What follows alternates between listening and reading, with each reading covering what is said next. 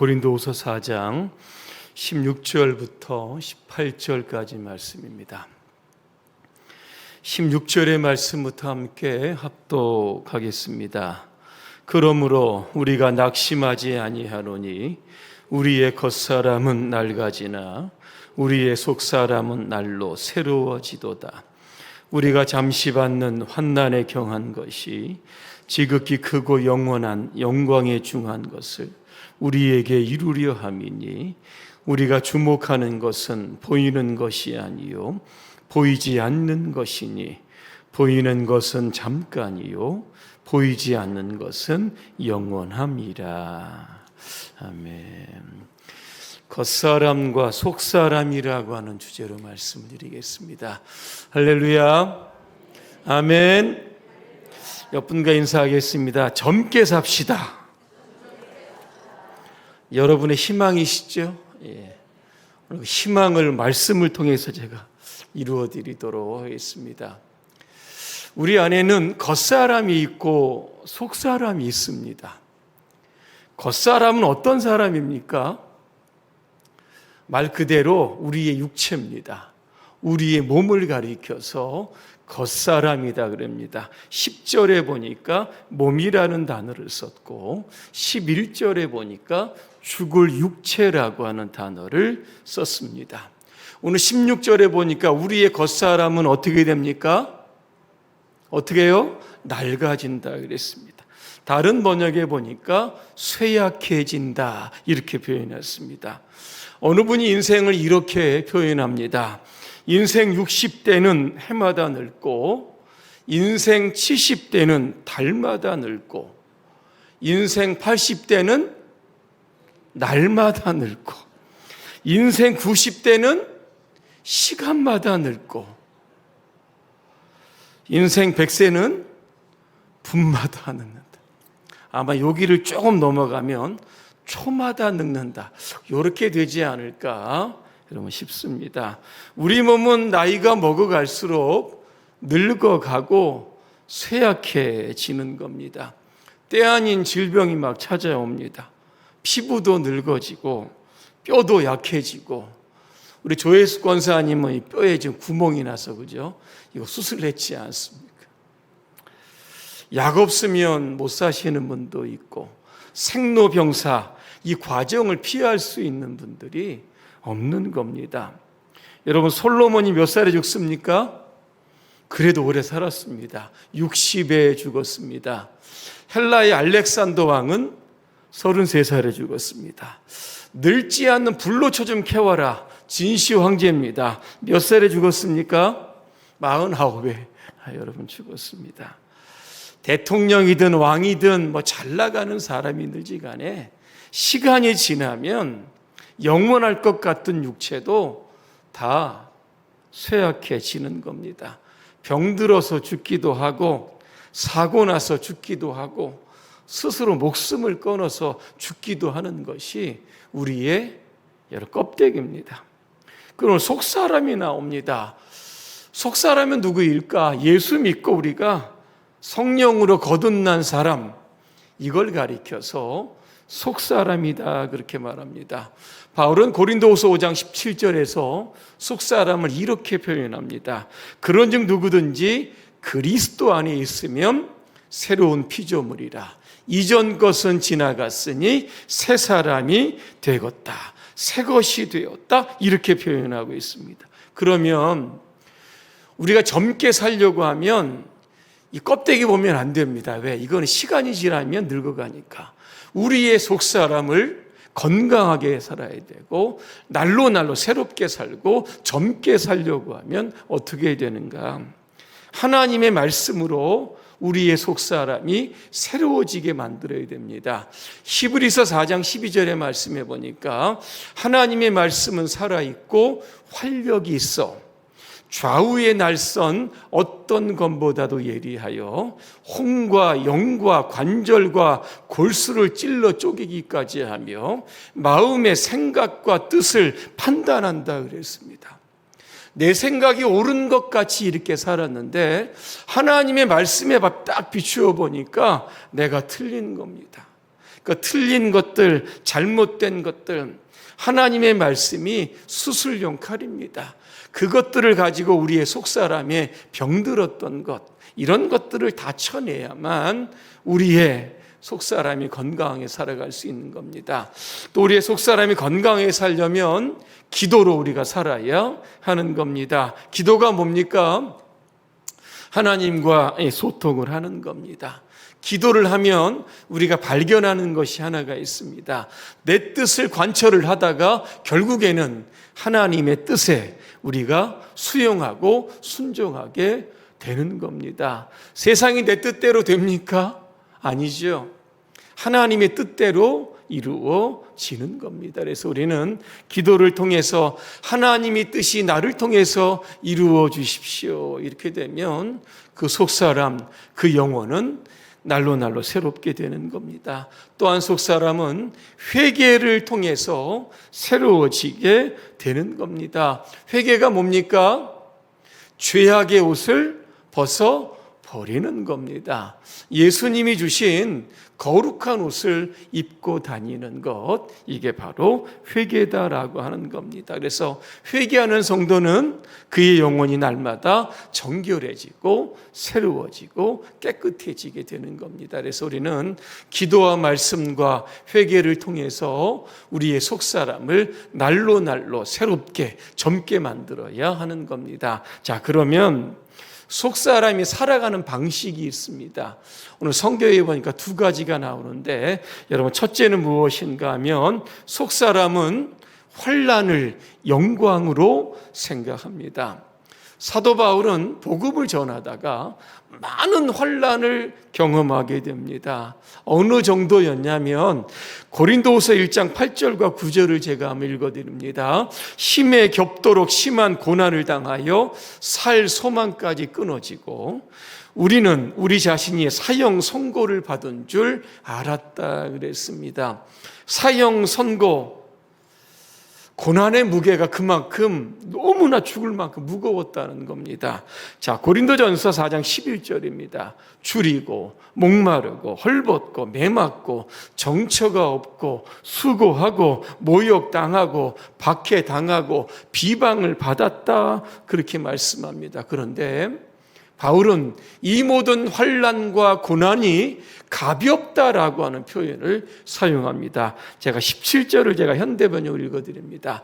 지금 우리가 겪는 일시적인 가벼운 고난은 비교할 수 없을 정도로 영원하고 크나큰 영광을 우리에게 이루어 줍니다. 이렇게 말씀합니다.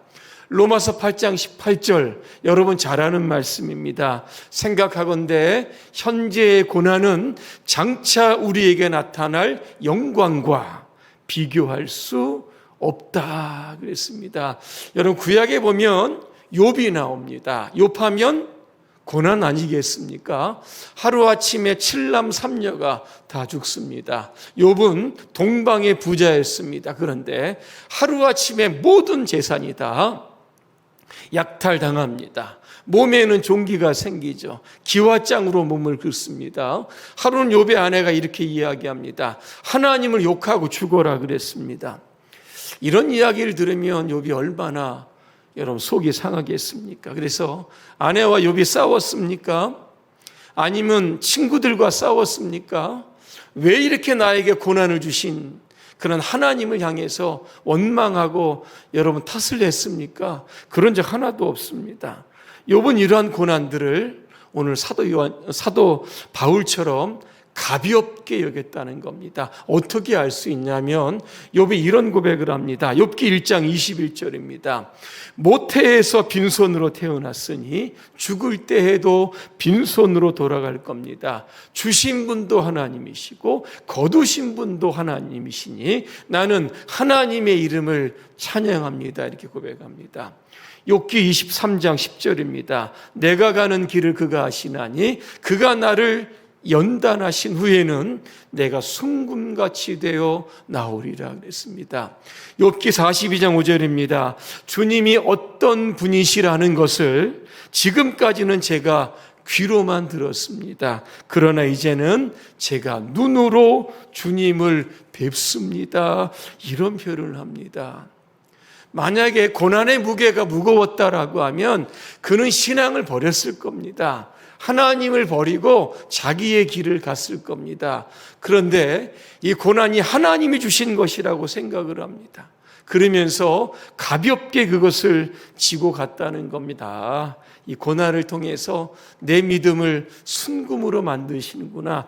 여러분, 순금은 존재하지 않습니다. 원석입니다. 이거 정제해야만 순금되는 겁니다. 그동안 나와 하나님의 관계에 있어서 불순물들 많이 있었는데 고난을 통해서 이 모든 것들을 다 제거해서 깨끗한 이 100%짜리 순금으로 나를 만드셨다, 그렇게 고백을 합니다. 그동안 내가 하나님 믿는다고 믿었는데, 다른 사람들이 간증하는 하나님 내가 들었는데, 이제는 내가 이 고난을 통해서 하나님을 내 눈으로 보고 믿게 되었다. 그러면서 오히려 고난이 자기에게 있음을 욥은 감사했던 것을 보게 됩니다. 우리가 예수 믿는데 여러 가지 환난과 고난이 많이 있습니다. 그럼에도 여러분, 이거 가볍게 여기시면 우리에게 주시는 상급이 있습니다. 마태복음 5장 12절입니다. 너희가 세상에서 환난을 당할 때에는 기뻐하고 즐거워하라. 하늘에서 너희의 상이 크다, 그렇게 말씀합니다. 야고보서 1장 12절에 보니까 시험을 참는 자가 복이 있다 그랬습니다. 그들에게는 생명의 면류관을 주실 것이다, 분명하게 약속하고 있다는 겁니다. 그래서 우리가 예수 믿는 것으로 인해서, 믿음과 신앙을 가지고 있는 것으로 인해서 여러분 고난이 있다라고 하면 장차 우리가 들어갈 하나님의 그 영광에 비교하면 이거 아무것도 아니다. 여러분, 가볍게 그 고난을 여러분 받아들이시기를 바랍니다. 또 하나 우리가 고난을 당할 때 기억해야 될 것이 무엇인가 하면, 고난과 환난은 일시적입니다. 영원하지 않다는 겁니다. 금방 지나간다는 겁니다. 다윗 왕의 하루는 보석 세공사를 부릅니다. 반지 하나를 만들어라. 그 반지 안에 글귀를 넣는데 한번 생각해 보라는 겁니다. 내가 큰 승리를 거두어 그 기쁨을 억제하지 못할 때 그것을 조절할 수 있는 글귀를 반지에 새겨 넣으라고 했습니다. 그리고 내가 절망에 빠질 때 나를 그 절망에서 이끌어낼 수 있는 그 글귀를 반지에 넣으라 그랬습니다. 자, 반지는 만들었는데 그 글귀가 생각이 안 나는 겁니다. 그래서 솔로몬 왕자를 찾아갔다고 합니다. 이러이러한데 어떤 글귀가 좋으냐 그랬더니 솔로몬 왕자가 이렇게 이야기했다고 합니다. 이것 또한 지나가리라 그랬습니다.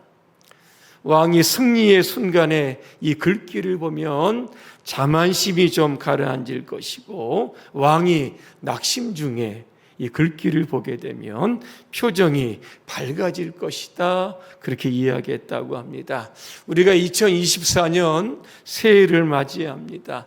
여전히 우리가 힘든 상황에서 벗어나지 못하는 성도들도 있을 겁니다. 그렇다라고 하면 이 또한 지나가리라. 오늘 이 글귀를 여러분의 마음속에 여러분 새겨 넣으시길 바랍니다. 그리고 바울이나 욥처럼 고난과 환난을 여러분 가볍게 여기고 고난 이후에 주실 하나님의 그 영광의 상급을 기대하며 사시기를 간절히 소망합니다.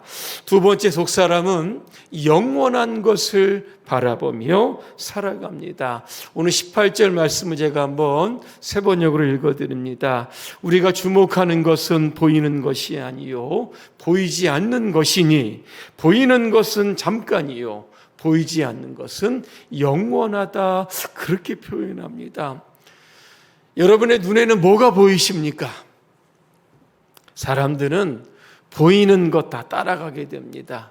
그것에 의해서 삶을 모든 것들을 기준 판단하고 결정하게 되는 겁니다. 하지만 우리 예수 믿는 사람들은 보이는 것들보다 보이지 않는 것들에 초점을 맞춰야 됩니다. 여러분 왠지 아십니까? 보이지 않는 것이 보이는 것의 근본적인 존재의 원인이기 때문에 그렇습니다.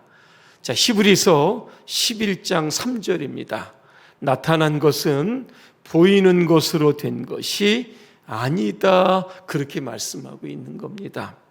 보이는 것을 존재하는 근원이 있는데 이분이 바로 하나님이 되신다라고 하는 겁니다. 그래서 우리는 보이는 것을 쫓아간 게 아니라 그 보이게 만들게 하신 보이지 않은 그 하나님을 우리가 주목하며 살 수 있어야 하는 겁니다. 인디애나폴리스 미술관에는 그 정원에 이 돌에 이런 글귀가 새겨져 있다고 합니다. 우리가 무언가를 바르게 보려면 우리 마음으로 보아야 한다. 본질적인 것은 우리의 눈에 보이지 않는다. 이렇게 이야기를 합니다. 본질적인 것, 보이지 않는 것 어디에 있습니까? 오늘 성경에 보니까 하늘에 있다, 위에 있다 이렇게 말씀합니다. 골로새서 3장 1절과 2절을 제가 한번 읽어드립니다. 그러므로 너희가 그리스도와 함께 다시 살리심을 받았으면 위의 것을 찾으라. 거기는 그리스도께서 하나님 우편에 앉아 계신다. 그렇게 말씀하고 있는 겁니다. 이 세상에 영원하시는 분은 예수님입니다. 또 이 세상에 영원한 것이 있다고 하면 주님이 사는 그 하나님의 나라입니다. 그래서 초대교인들이 박해 시대 때 가장 외쳤던 말이 뭐냐면 마라나타입니다. 주여 어서 오시옵소서.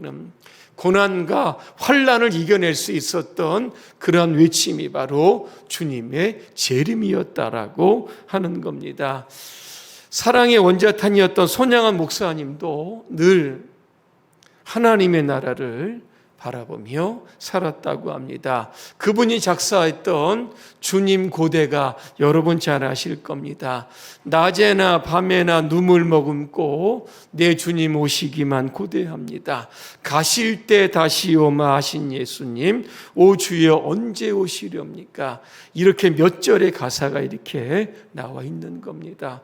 보이는 것, 이거 여러분 쫓아가지 마시고 보이게 하는 그 원동력 이 되시고 근원이 되시는 그 하나님을 쫓아가게 되면 우리가 더 복된 자로 살아갈 수 있다라고 하는 겁니다. 결론입니다. 우리 안에는 두 사람이 있습니다. 땅을 바라보는 겉사람이 있고 하늘을 바라보는 속사람이 있는 겁니다. 땅에 있는 것들 여러분 어떻습니까? 부정하고 악하고 정욕적인 것들입니다. 쳐다보면 마음이 답답합니다. 마음이 복잡해지게 되는 겁니다. 염려, 근심, 걱정 자꾸 쌓이게 되는 겁니다. 하지만 여러분 하늘을 바라보시길 바랍니다. 하나님을 바라보시길 바랍니다. 그러면 마음이 단순해집니다. 가벼워지고 평안해지고 감사가 있고 즐거움이 있게 됩니다. 그래서 자로슬로브라고는 박사는 이런 이야기를 합니다. 땅을 바라보면 비관적인 사람이 되지만 하늘을 바라보면 낙관적인 사람이 된다.